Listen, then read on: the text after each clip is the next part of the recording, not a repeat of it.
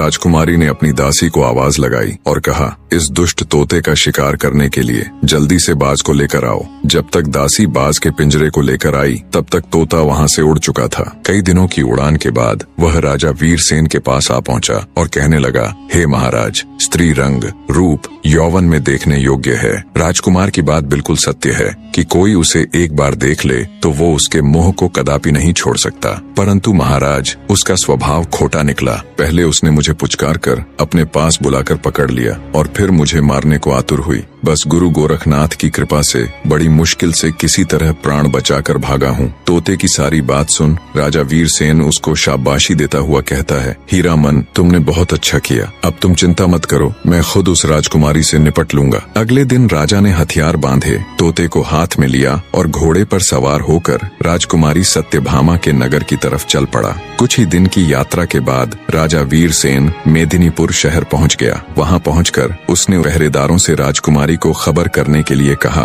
जब दासियों ने राजकुमारी को राजा वीरसेन के आने का समाचार दिया तब सत्यभामा ने कहा, क्या वो मेरी सब शर्तों से भली भांति परिचित है? अगर है तो उन्हें आदर पूर्वक अतिथि घर में ठहरा दो। सेवादारों ने राजकुमारी के कहे अनुसार राजा को जलपान कराकर ठहरा दिया। रात हुई तो रानी सज स्वर कर बैठ गई और सिपाहियों को आदेश दे राजा वीरसेन को अपने सम्मुख बुलवा लिया। राजा वीरसेन राजकुमारी सत्यभामा के सामने बैठ गया। राजकुमारी ने सवाल पूछने शुरू किए।